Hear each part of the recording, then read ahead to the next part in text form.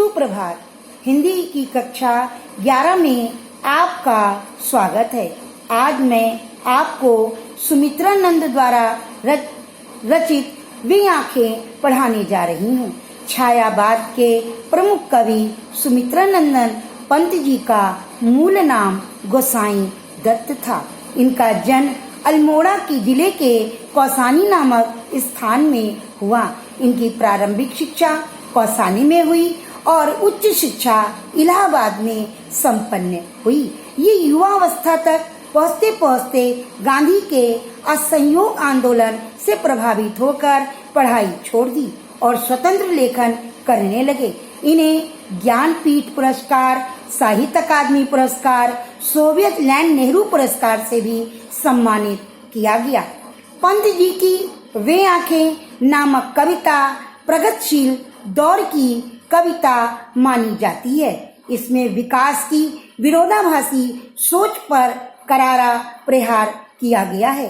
युग युगांतर से शोषण का शिकार किसान का जीवन कवि को आहत करता है।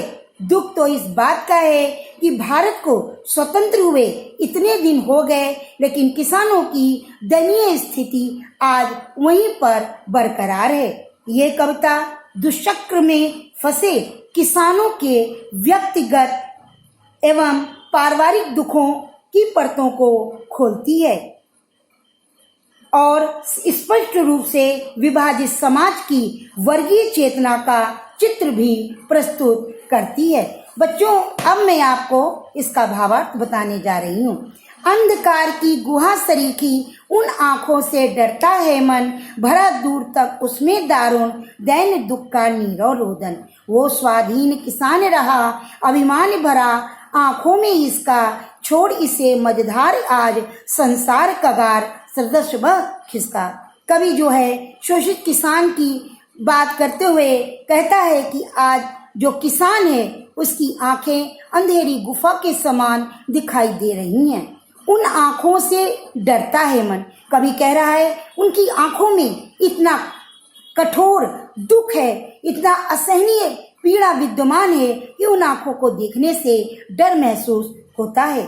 भरा दुख दूर तक उनमें दारुण दैन दुख का नीरव रोदन, यानी इतना दुख सहते सहते अब वो निशब्द हो गया है, अर्थात बिल्कुल अब वो सुनसान में देखता रहता है। वो स्वाधीन किसान रहा अभिमान भरा आंखों में इसका।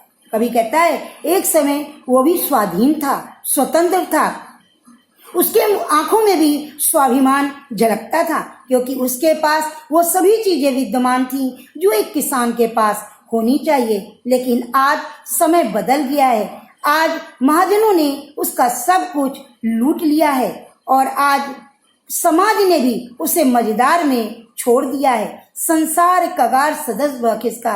जिस प्रकार संसार से लोग किनारा कर जाते हैं, ऐसे सांसारिक लोगों ने उस किसान को भी कि उनसे किनारा कर लिया है, अर्थात उसे मझधार में अकेला ही छोड़ दिया है। लहराते वे खेत द्रगों में हुआ बेदखल वो, अब जिनसे हंसती थी उसके जीवन की हरियाली जिनके तन तन से। आंखों ही में घुमा करता वो उसकी आंखों का तारा, कारकुनों की लाठी से जो गया जवानी ही में मारा। कवि उसके अतीत का वर्णन करते हुए कहते हैं कि जो किसान है वो आज भी जब पुरानी बातें, पुराना समय याद करता है तो लहलहाते खेत उसकी आंखों में घूमने लगते हैं और उसका जीवन कितना खुशहाल था वो भी उसको दिखाई देने लगता है। जैसे फसलों में एक एक तिनका हरा भरा दिखाई देता है, अर्थात प्रसन्नचित्त दिखाई देता है। उसी प्रकार जो किसान है उसका भी जो पहले का समय था, अतीत का समय था, वो भी बहुत ही उसको सुख प्रदान करने वाला था। लेकिन अब समय बदल गया है। आंखों में ही घूमा करता वो उसकी आंखों का तारा।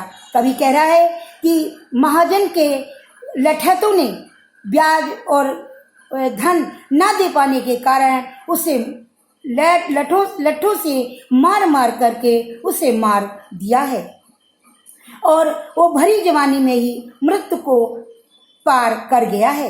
कवि कहते हैं कि किसान सारे दुख को तो सहन कर गया है, लेकिन उसके जो बेटे की मृत्यु हुई है वो उसके लिए बहुत ही असहनीय है। बच्चों, इसमें तृण तृण में पुनरुक्त प्रकाश अलंकार है, गुहा सरीखी में उपमा अलंकार है, जीवन की हरियाली में रूपक अलंकार है, भाषा लाक्षणिक है, संस्कृत निष्ठ बोली है। बच्चों, अब आगे का भावार्थ नेक्स्ट वीडियो में बताएंगे।